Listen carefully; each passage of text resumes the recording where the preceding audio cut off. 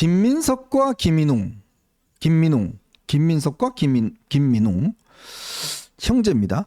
김민웅 씨는 김민석의 형인데 원래 이제 이분은 일본에서 태어났어요. 네네. 일본에서 태어나서 거기 있다가 이제 56년도에 일본 오사카에서 태어났다가 이제 한국에 들어왔는데 미국에 유학을 가서 미국에서 무슨 목사를 해왔습니다. 근데 그 뒤로부터 지금 뭐 계속 촛불 집회를 매주 지금 주도를 하고 있어요. 매주 촛불을 주도하고 있는데 자, 왜 오늘 제가 김민석과 김민웅의 어떤 이 커넥션 이 문제를 지적하느냐. 지금 김민석은 끊임없이 계엄령을 택도 아닌 계엄령을 이야기하고 있잖아요. 네네. 근데 또 한편에서 형인 김민웅은 탄핵을 계속 이야기를 하고 있습니다. 이 둘 간에 뭔가 상관관계가 있지 않을까라는 그런 의심했어요. 네네. 그런데 저는 사실은요, 김민웅 씨가 김민웅 뭐 교수라고도 하고 목사라고도 하고 그러는데 저 사람이 김민석 의원의 형님이라고는 생각을 못했었어요. 아, 그랬어요? 뭐 이름이 중간에 민자 들어가가지고 네. 뭐 지금 보니까 그런 것 같긴 한데 뭐 별로 형제인데 닮은 것 같지도 않지 않습니까? 그런데 두 사람이 형제다 그러면서 어쨌든 등골이 오싹오싹하다는 그런 생각이 드는데 김민석은 지금 계엄 이야기를 하고 있는데 네. 계엄이라고 하는 거는요 그야말로 제가 다시 한번 생각을 해보니까 그거는 정치적 개념이 아니고요 네. 법적인 개념이거든요. 헌법에 나와 있는 개념이고 계엄법에 규정되어 있는 조항이거든요. 쉽게 말하면 계엄이 되려면 전시나 사변이나 이에 준하는 국가 비상 상태가 있어야 되는 거예요. 네. 그런데 지금 대한민국이 2024년 8월 9월 이때에 비상 상태입니까? 지금 막 뭐 전 국민이 일어나서 데모하고 있고 아니면 북한에서 뭐 핵무기 쏜다 뭐 한다 이러고 있고 아니면 하다못해 일본에서 왜구들이 지금 침략하고 있습니까? 지금 자유대 온다잖아요. 자유대 온다잖아요. 그래서 계엄을 갖다 한다는 겁니까? 이게 말이 안 되는 거거든요. 근데 이 계엄이라고 하는 이야기가 언제 나왔는가? 제가 봤을 때 김용현 국방부 장관을 두려워하는 것 같아요. 네. 민주당에서. 왜냐하면 김용현 국방부 장관이 지명된 게 국방부 장관으로 지명된 게 지난달 12일 8월 12일이었거든요. 네. 그리고 난 다음에 갑자기 육군 대장 출신의 김병주 의원이 탄핵 정국 들어서면 계엄령 선포한다 이런 이야기를 갖다가 하고 그 다음에 김민석이 더 노골적으로 뭐라고 이야기하냐 김용현 지명은 국지전과 북풍 조성을 염두에 둔 계엄령 준비 작전이다. 네. 이렇게 이야기한단 말이에요. 제가 다시 말씀드리겠습니다. 8월 19일에 김병주는 뭐라고 이야기했냐. 탄핵 정국에 접어들면 계엄령 선포할 것이다. 탄핵이란 말이 그때 나오고요. 그 다음에 8월 21일 그 다음 날 김민석은 김용현 지명은 북풍 조성을 염두에 둔 계엄령 준비 작전이다. 이렇게 이야기하는 거예요. 그러니까 탄핵을 생각하는 것처럼 하면서 그런데 민주당 입장에서는 윤석열 대통령을 탄핵하는 것이 반드시 필요해요. 왜 필요하냐면 이재명 대표 오늘 재판 있습니다. 맞아요. 오늘 9월 6일이 굉장히 중요한 날인 네. 게 첫 번째 수사심의위원회도 있지만 이재명 대표의 재판인데 뭐 대장동 재판 이런 건 이제 중요하지도 않아요. 그건 뭐 언제 끝날지 모르는 거니까. 하지만 오늘 있는 재판은 뭐냐면 공직선거법 위반 재판이라는 거예요. 그러니까 이런 식으로 그 윤석열 대통령이 탄핵되지 않으면 이재명 대표는 사법 처리가 될 수밖에 없는 그런 상황이기 때문에 이게 다 연관이 되어 있는데 지금 그 핵심에 이러한 공작의 핵심에 수석 최고위원인 그 김민석 의원과 김민석 의원의 형인 친형인 김민웅 목사의 그런 공작이 들어가 있는 것이 아닌가 저는 그런 생각이 듭니다. 바로 그겁니다. 자, 김민웅 씨가 얼마 전 집회에서 한 이야기를 한번 볼까요? 그러면 제가 아까 기사 한번 올려달라는 거 한번 보여주실까요? 자, 이 집회에서 이 김민웅 씨가 계엄 이야기를 합니다. 계엄 이야기를 하면서 자, 윤석열을 타도해야 된다. 그러면서 이제 계엄, 전쟁 계엄 저런 이야기 뒤에 보면 그런 이야기를 해놓지 않습니까? 참 저 때가 보면 김민석이 계엄령 이야기했던 때하고 비슷한 때입니다. 네네. 자, 그러니까 형제가 동시에 계엄을 이야기를 하는 거예요. 그 이유는 뭘까요? 결국은 제가 어제 어떤 인사로부터 이제 야당이 왜 저 계엄을 이야기하는가 그 시나리오를 한번 이야기를 들어보니까 그런 또 추정이 있는 모양이에요. 자, 일단 이제 10월 달에 이재명이 뭐냐면 유죄가 나오지 않습니까? 네네. 그러면 엄청난 시위가 일어난다는 거예요. 네네. 자, 시위가 일어나면 지금 경찰로는 못 막는다는 거예요. 그죠? 네네. 못 막으면 그러면 이제 본인들이 어떤 소요 사태를 일으켜서 뭐 계엄에 비슷한 그런 상황들을 만들어내면 네네. 낼 때 그때 윤석열 정부가 계엄령을 못 내리도록 네네. 지금부터 벌써 자락을 깐다는 거예요. 그래서 네네. 그 이야기가 뭐냐면 오늘 김민석이 그 이야기 했습니다. 자기가 TV 토론 제안을 하면서 네. 윤 대통령이 계엄을 안 하겠다는 명시적인 약속을 해라. 네네. 이런 이야기를 했어요. 아니 대통령이 지금 상황에서 계엄을 할지 안 할지 그걸 왜 약속을 합니까? 네네. 그리고 이 상황이라는 게 만약 예를 들어서 북한이 국지전이나 뭐 도발할 경우는 당연히 계엄해야 되는 거 아니에요? 네네. 근데 그걸 왜 약속을 하라고 그러죠? 네네. 그건 뭐냐면 이 본인들이 10월 달에 이재명 관련돼서 유죄가 선고되면 대대적인 시위를 촛불 시위를 열겠다. 네네. 그 촛불 시위를 주도한 사람이 누구냐? 바로 김민웅이다. 네네. 저는 그래서 이 형제가 뭔가 어떤 이 교감 속에서 바로 이런 일들을 일으키고 있지 않느냐. 특히 이번에 이재명이 본인이 직접 이 김민석이 표가 떨어지니까 직접 나와서 저 차에 타면서 왜 이렇게 떨어지냐 1등하라. 그래서 수석 최고위 만들어줬잖아요. 네네.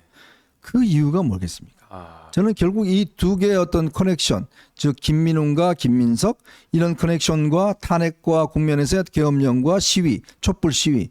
자, 그다음에 지금 이 김민웅이 촛불 시위하면서 5억 원을 모금하고 있습니다. 이게 뭐 탄핵 기금 약정서라고 그래요. 네네. 이 약정서를 쓰면 10만 원 이상을 주면 담대품을 준대요. 그게 뭐냐면 약정서, 탄핵 약정서 이걸 써주고 5억 원을 모금한다고 그래요. 네네.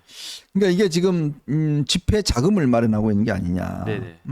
저는 그래서 D-Day를 결국 이제 저는 올해 연말 정도에 이제 계산했었는데 아마 이재명이 유죄가 떨어지면 아마 본격적으로 이러한 소요 사태나 이런 걸 일으키기 위한 공작들을 김민석, 김민웅 라인으로 할 가능성이 높다. 네네. 저는 그런 좀 추정을 해봅니다. 지금 우리나라의 그 계엄이 제가 세보니까 계엄령이 발행됐던 게 16번 있었어요. 네. 대한민국 건국 이후에 언제 계엄이 발행이 됐느냐, 발령이 됐느냐.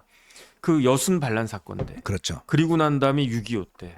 이때 이와 같이 전시 사변 이런 때는 계엄이 발령이 되는 거예요. 네. 예컨대 북한이 국지전이라도 일으켜가지고 도발한다. 그 다음에 지금은 우리나라에 뭐가 떠다니고 있습니까? 네. 오물풍선이 떠다니고 있잖아요. 맞아요. 우리나라 국정원 간첩도 못 잡습니다. 경찰은 간첩 잡을 능력이 안 되고요. 네. 국정원 간첩 잡을 능력이 되는 그 국정원은 손발이 꽁꽁 묶였고요. 맞습니다. 그 다음에 우리나라 정보 다 새나가가지고 우리나라가 그렇게 북한에 심어놨던 그 휴민트 다 고사포로 처형됐다고 그러지 네네. 않습니까? 이런 상황인데 언제 무슨 일이 벌어질지 어떻게 합니까? 그러면은 저 사람들은 북한이 우리나라를 침범해도 대통령은 계엄령을 발령하지 말아야 된다라고 생각을 하는 겁니까? 네. 그 약속을 지금 받아놓은 다음에 뭐 북한하고 뭐 어쩔 수 없어 그러면서 뭐 북풍조성 운운하는 그런 이야기입니까? 바로 그거죠. 그러니까 저는 이게 진짜로 아주 소름 끼치는 일이 아닌가 그런 생각이 들고요. 그다음에 웃긴 거는 탄핵 기금 약정서 운운하기 전에 네. 다른 걸 다 떠나가지고 지난번에 조국 백서 만든다고 하면서 뭐 맞아요. 돈 걷었잖아요. 돈 걷었잖아요. 뭐 네. 그때 뭐 대표적으로 누가 걷었습니까? 김남국이 걷었잖아요. 네. 그 조국 백서 관련해 가지고 돈이 어떻게 쓰였는지 그거 저 궁금한데 아직 제대로 밝혀지지도 않지 않았습니까? 네. 이런 부분부터 확실하게 한 다음에 무슨 탄핵 기금을 걷던 무슨 계엄 기금을 걷던 그 다음에 해야 할 일이 아닌가 싶습니다. 야, 참 돈 걷는 데는 하여튼 도사들이에요. 지금 이제 왜 이런 짓을 벌이냐면 제가 듣기로는 옛날에는 민노총이나 전교조가 돈을 많이 댔어요. 네네. 근데 이제 이번에 윤석열 대통령이 뭐 했습니까? 회계 투명성을 했잖아요. 네네. 그러니까 함부로 돈을 쓸 수 없도록 했어요. 그러니까 회계의 또 투명성을 기하면서 이번에 노조를 상대로 해서 그걸 조치를 취했지 않습니까? 네네. 그러니까 옛날에 박근혜 대통령 그 장외 집회할 때는 촛불 집회할 때는 대부분 돈을 민노총이 댔습니다. 네네. 자기들 집회하는 걸 용으로 해서. 근데 지금 그 민노총 이런 데서 쉽지가 않아요. 네. 그러면 이들이요 매주 지금 집회를 엽니다. 매주 이 광화문 이쪽 저 남대문도에서 이제 집회를 여는데 뭐 차도 엄청나게 동원하고 해요. 그 돈이 어디서 나오겠습니까? 결국 이제 그런 본인들 하는데 문제는 이게 지금 5억 원을 모금한다는 거는 아마 이제 이 그 오는 10월, 11월에 있을 이 대규모의 집회를 준비하기 위한 저는 이게 모금 작업이라고 저는 보는 거거든요. 네네. 거기에다가 이제 아마 북한이 저는 어떤 액션을 취할 수도 있을 것 같아요. 네네. 왜냐하면 도움을 줄 것 같습니다. 네네. 이게 지금 풍선막도 하는 게 이게 뭐냐면 우리한테 대응을 하라는 이야기예요. 네네.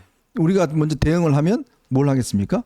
그럼 저들이 이제 뭔가 또 대응을 할 거 아니겠습니까? 네네. 그럼 혼란을 불러일으키는 거거든요. 네네. 그러니까 즉 지금 현재 이재명과 김민석, 김인웅, 북한 이런 어떤 이 커넥션 자체가 이거는 뭐 제 뇌피셜입니다. 뭐 제 어떤 그 뭐 생각이니까 그런 것들이 어떤 움직여지면서 상황을 만들어내기 위해서 지금 서서히 자락을 깔기 위해서 지금 국민들이 보기에 정말 택도 없는 이야기, 지금 이 탄핵과 독도 이야기 뭐 이런 거를 자꾸 하는 이유는 뭐냐면 자기를 또 알아요. 이게 이야기가 안 된다는 거. 자기들 내부에서도 근거가 없다는 거 압니다. 그럼에도 왜 당 지도부가 매일처럼 이야기를 할까요? 네네. 결국은 그걸 위해서 하는 게 아닌가 싶습니다. 그런데 위원님 말씀이 근거가 없는 게 아니에요.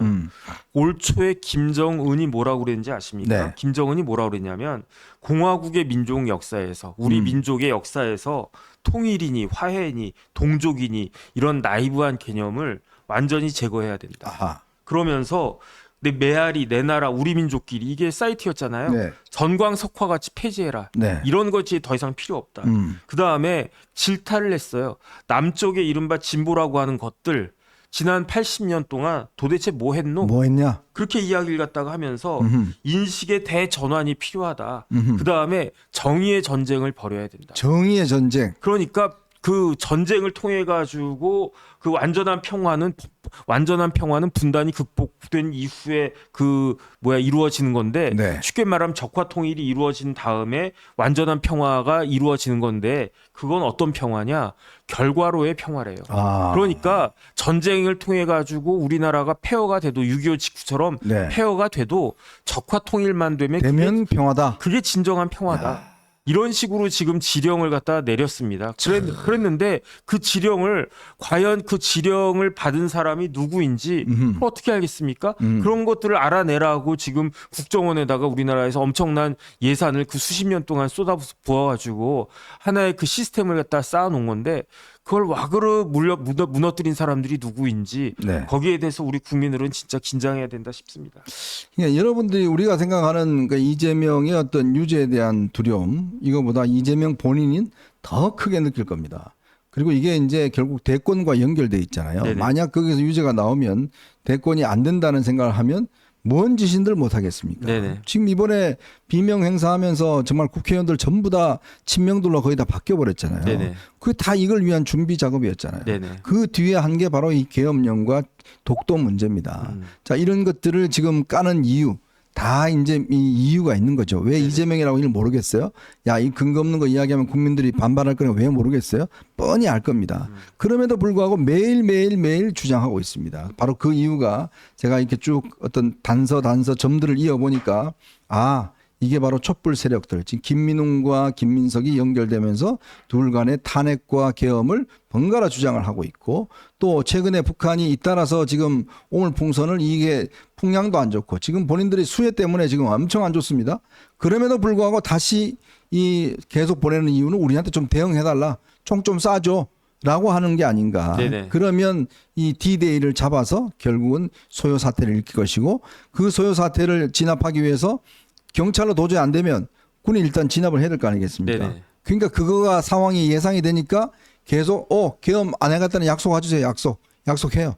이렇게 지금 요구하고 있는 게 아닌가. 왜냐하면 제가 경찰 이야기를 들어보니까요. 지난번 광화문에 폭력 집회가 한번 있었지 않습니까? 네네. 옛날에.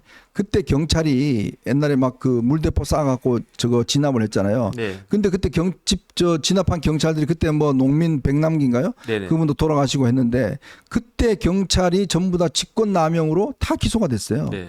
그 이후로 경찰은요 시위할 때 몸을 안 막습니다. 이제. 네.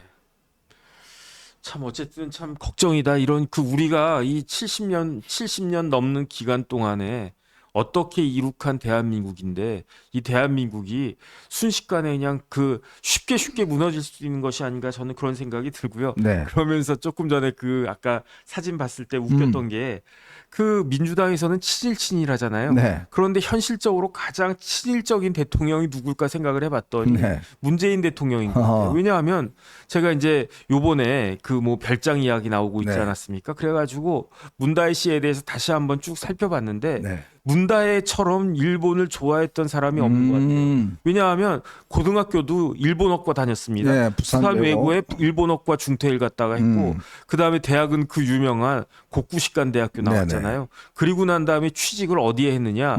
이 저 롯데 JTB라고 JTB, 예. 거기 이제 일본계 여행사에 취직을 했단 말이에요. 네. 그런데 다른 걸 다 떠나서 아니 일본에 그 많은 대학이 있는데 제가 그 6월 달인가요? 그 교토 갔다 왔었거든요. 네, 맞아요. 교토에 이제 교토대도 가보고 그 다음에 동지사 대학도 가봤었어요. 네네. 도시사 대학 뭐 이런 대학 좋은 대학 많이 있는데 왜 곡구식관 대학을 갔지? 그 국사관 대학교 그 간 우리나라 학생이 몇 명이나 있겠습니까? 맞아요. 그러니 얼마 안 될 텐데 그렇게 갔을까? 그런데 더 그 신기한 거는 문다혜가 83년생이에요. 네. 그런데 곡구식관 대학에 편입했다고 들었는데 2학년으로 네네. 그 편입했을 때가 언제인지 아십니까? 제가 봤을 때 2004년 5년 이맘때쯤 아닌가 싶은데 그때 그 아버지 문재인 전 대통령 뭐 하고 있었는지 아십니까? 청와대에서 수석 비서관 하고 있었어요. 아. 민정수석, 사회수석, 그다음에 뭐 비서실장 이런 거 하고 있지 않습니까?